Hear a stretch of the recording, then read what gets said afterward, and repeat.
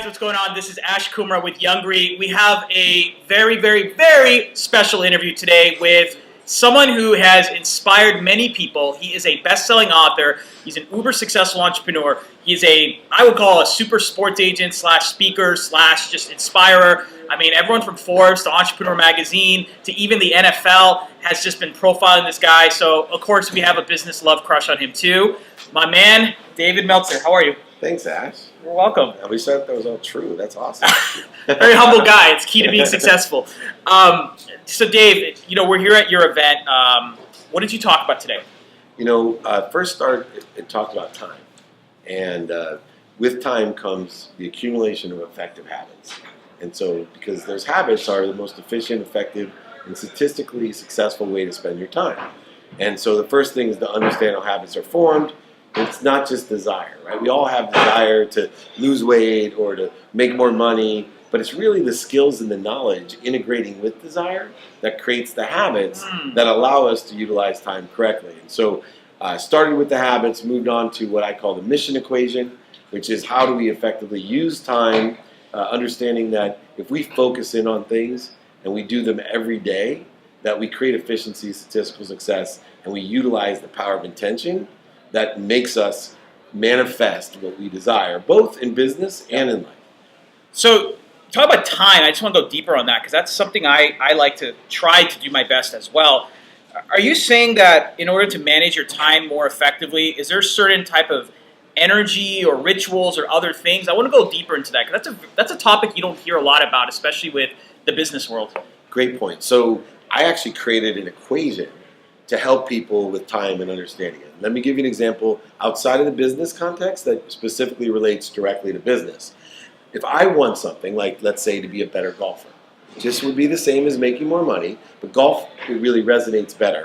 I specifically put time every day onto golf, meaning I have an equation that says I want to be a better golfer. I'm going to spend 30 minutes a day, so that's 30 over 60 minutes over 24 hours times the efficiency and statistical success of doing it every day to the A power, which the A power is focus. So let me tell you how the math works.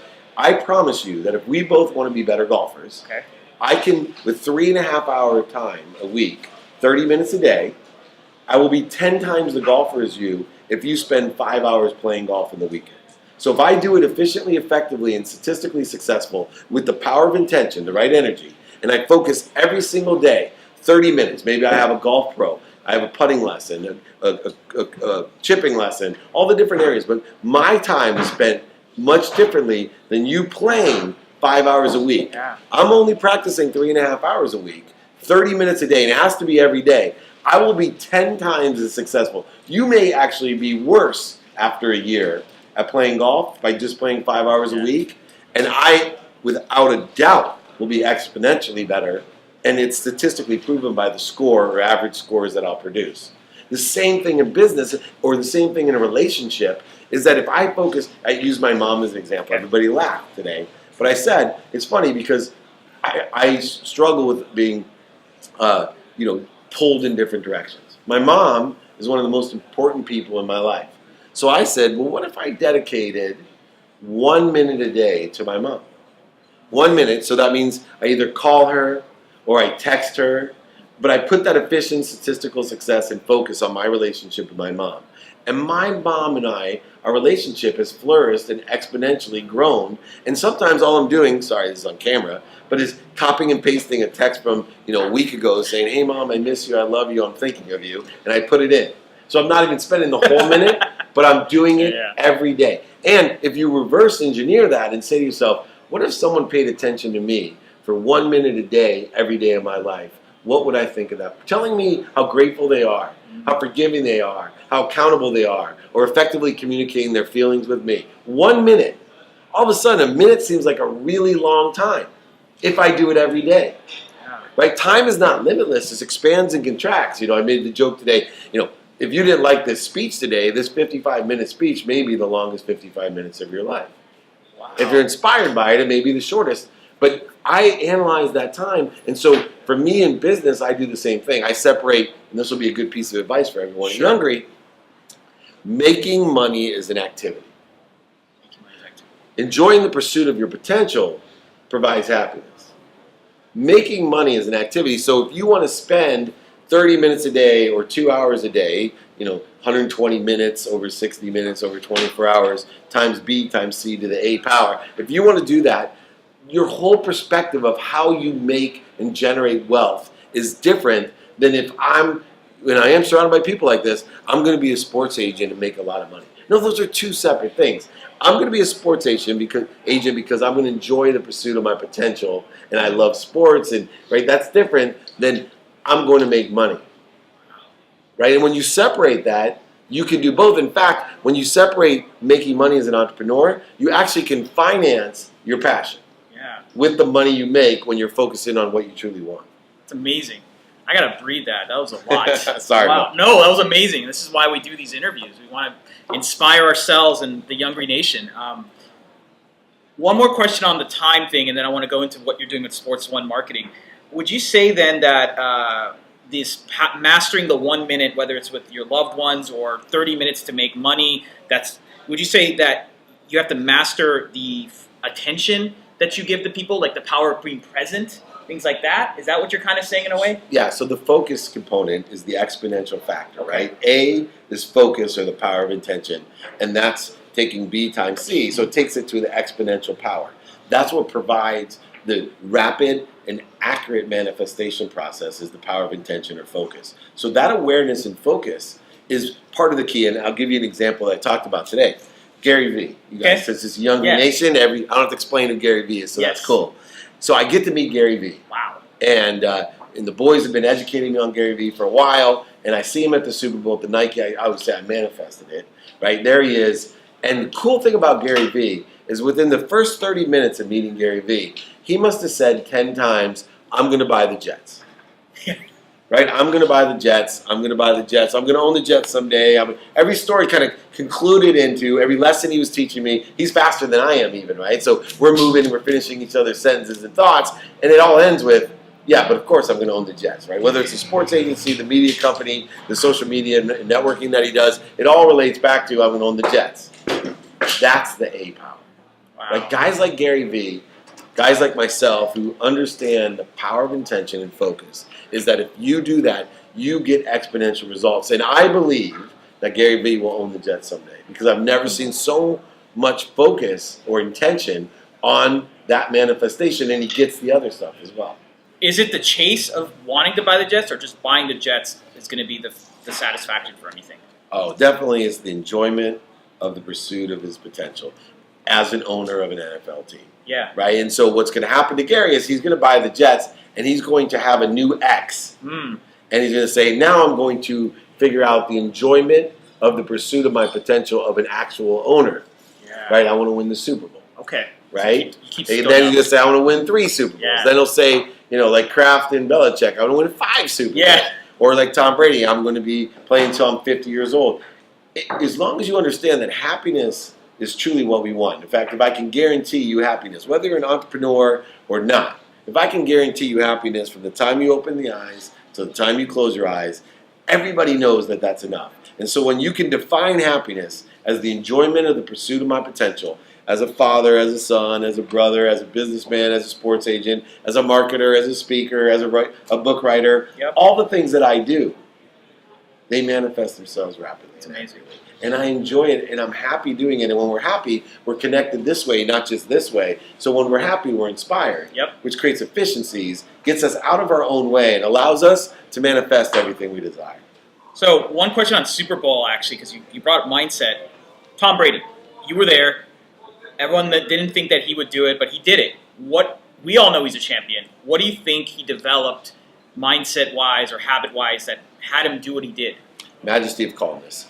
So what he has is he has put out all the energy beforehand so that although everyone else was thinking impossibilities, he was thinking possibilities and probabilities. Okay. Right? So if you're a type of person when challenges arise, shortages, voids, and obstacles have manifested themselves, and you take accountability and say to yourself, all right, what have I done to attract this? Now, what am I supposed to learn from that? And you do that in a microsecond, and you do that on a daily basis. And from the time that you weren't drafted where you were supposed to be drafted, where you go up to Mr. Kraft and tell him you've just made the best choice of your entire life, to move on to all the Super Bowls, failures and successes that you have. There is a glimmer in certain athletes' eyes. David Ortiz is one that comes to mind, that sometimes he walks up to bat and I see something in his eyes and I say, he's going to hit a home run. I did see the same exact thing. I was blessed to be on the 16th hole when Tiger Woods chipped in the Nike shot and the ball fell in. He was walking up. It looked like he was going to lose his stroke to Trevor Immerman, and Phil Mickelson at the time.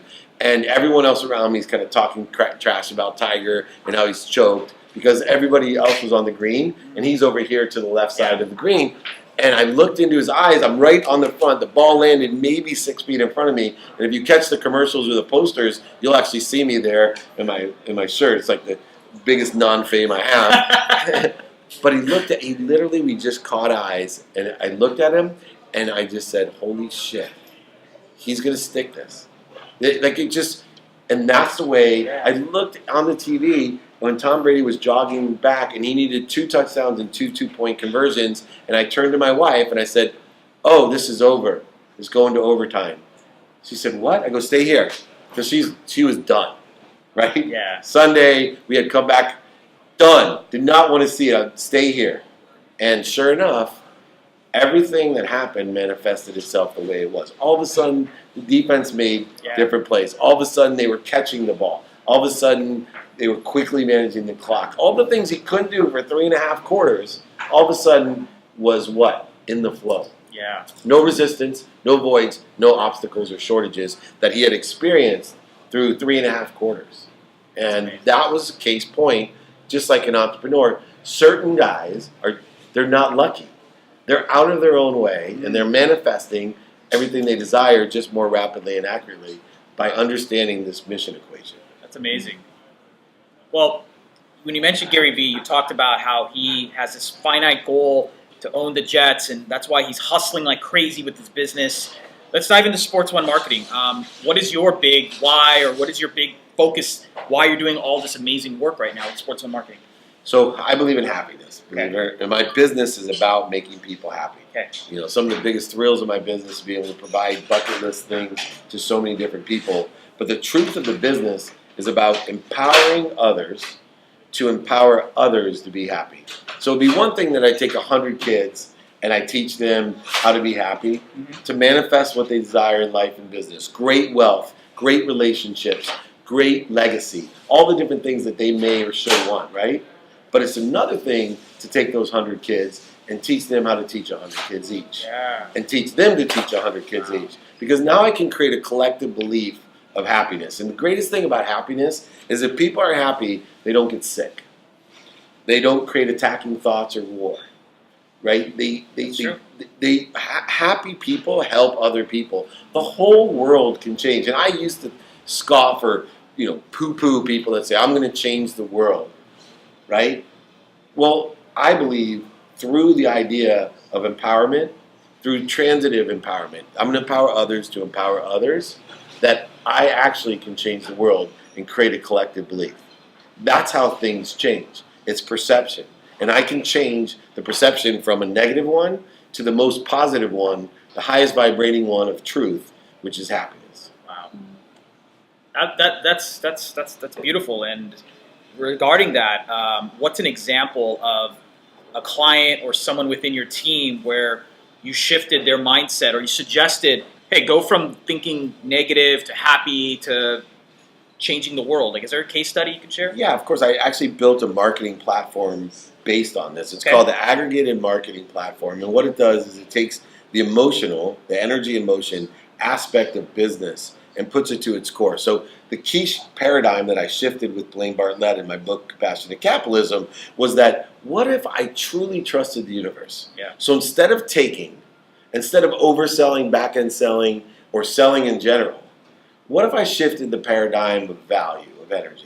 And instead of me taking from others and leaving a void for me to exceed the expectation of, a void for me to at least meet the expectation of.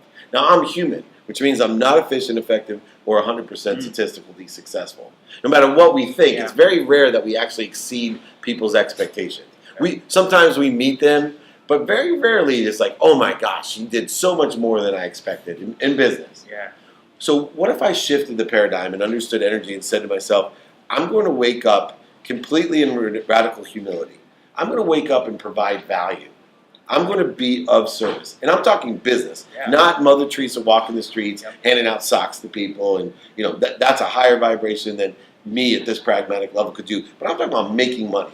But what if I truly trusted the fact that if all I did is to try to help others, empower others, and to provide value for others, would I and do I believe that the universe will give me that energy back in form of value? And the truth is, it does exponentially. So when I focus and shift the paradigm, and that's what I did with my platform, I said, I'll incentivize people to come to one of my events by giving them value. I'll engage them, incentivize them at an event, whether it's charity, sweepstakes, or gifts, to be at an event by giving unconditionally. And then also thank them for coming to an event unconditionally. And not only will I get value out of it, but all the sponsors will get value, all the patrons will get value, all the media will get value, everybody will get value because I'm unconditionally shifting the paradigm of energy and taking myself out of my own way and trusting the fact that every day, through the mission equation, every single day, not once a week, 5 hours a week on a Saturday am I volunteering in a soup kitchen. Because that has the same effect on my life golf game as playing golf 5 hours a day on a Saturday. I will kick your ass. Period. If I practice golf, if I practice service, if I practice value 30 minutes a day, I'm exponentially going to kick your ass, and you can go volunteer all you want 5 hours a week. I will. And same thing in work. Yep. If I do something every single day and I work at it, whether it's my meditation, whether it's my aggregated marketing platform, whether it's our Crescent Moon Foundation giving scholarships, each of my different things, I give it the focus every day, just like I want to be a better golfer. And I end up kicking everybody's ass because they're sitting there going, oh, you know what? I haven't played golf in a while. I'm going to spend 5 hours a day practicing or playing. Yeah. That's what people do in a business sense. Oh, you know what? This emergency, I'm going to, fill that void. I'm going to sell now. I'm going to No, every day I look at the circumstances and say to myself, how can I provide the most value possible and get myself out of my own way, which includes telling myself that I'm worthy to receive what I've given. Yes. Right? It's a different philosophy, but I'm worthy of everything that I've given. Self-love is everything. Yeah, and it's self to me is collective, right? Like if you really connect this way, you start realizing that you're myself. Yeah. And so if you're myself, how can I not treat you like myself? Yeah. And then two, I need to treat myself and understand some people, they project these problems that they've learned when they were little about worth and receiving. Like, you have to be able to truly believe that the more that I get, the better. Yeah. Just like forgiveness, the more forgiving I am of myself, the easier it is for me to forgive others. And we look so critically upon everybody else, and we don't look critically upon ourselves. Yeah, we spend so much time and energy wasted going, oh, he does this, she does this. Meanwhile, once you look in the mirror, I had one of my gems today was get your ass kicked. Right? And whether, I did it physically, I've lost 30 pounds since the last time we were together, but I literally let somebody kick my ass and say, but I also have done it for years with the spouse that I have, right? It's humbling for someone to call you out every time you exaggerate, oversell, or back-end sell, which is a big issue for me because I was a taker of value. Even though I worked in the premise of philanthropy and altruistic humanitarian efforts because I volunteered so much and I helped. The truth was that I was living in an illusion, I was living in hypocrisy, when instead I shifted that paradigm and I surrounded myself with people that tell me or strive to live to the truth. So it was okay to say, hey, you're overweight. Hey, you're not living close to the truth. You're exaggerating this. You need to speak the truth. And when you do that, your ego gets out of your way. The value starts coming to you, and it's exponential. Remember, focus and intention is the exponential factor of efficiency, effectiveness, and statistical success. That's what provides the 10 times better golfer, or the extraordinary wealth, or the great relationship, the marriage, the children that actually respect and listen to you 50% of the time, because I have teenage girls. That's a miracle, by the way, 50% of the time. Can't say.